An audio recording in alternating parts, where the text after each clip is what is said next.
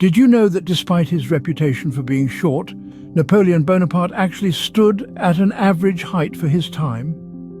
A misunderstanding in the conversion of French units to English ones led to the widespread belief that he was only 5 feet 2 inches tall, when in fact he was around 5 feet 7 inches. Not so short after all. Now let's dive into the life of this fascinating individual. Born in Corsica in 1769, Napoleon Bonaparte rose from modest beginnings to become one of the most powerful men in Europe.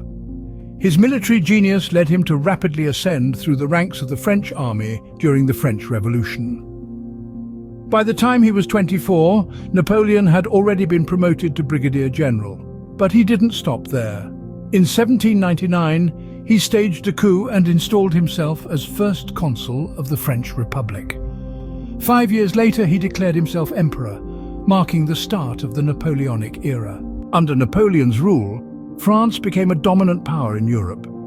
He led his armies to victory in a series of conflicts known as the Napoleonic Wars, which involved many of the major European powers. But Napoleon was not only a military leader. He also instituted lasting reforms in the areas of education, administration and law, including the establishment of the Napoleonic Code. The Napoleonic Code was a revolutionary piece of legislation. It established clear laws and abolished many of the privileges of the nobility and clergy. This code forms the basis of the civil law systems in many countries around the world today. However, Napoleon's ambitions eventually led to his downfall. His disastrous invasion of Russia in 1812 marked the beginning of the end.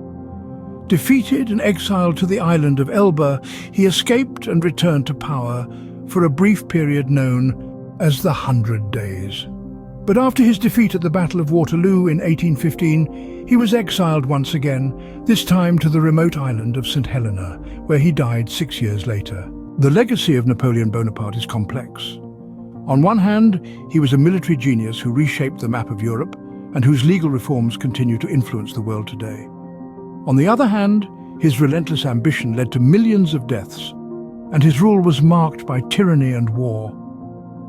Regardless of how one views him, there's no denying that Napoleon Bonaparte was one of the most influential figures in world history.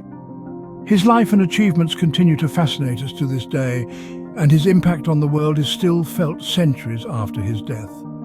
Napoleon was a man of contradictions, a military genius, a reformer, an emperor, and a tyrant. A man who, despite his stature, cast a long shadow over the world.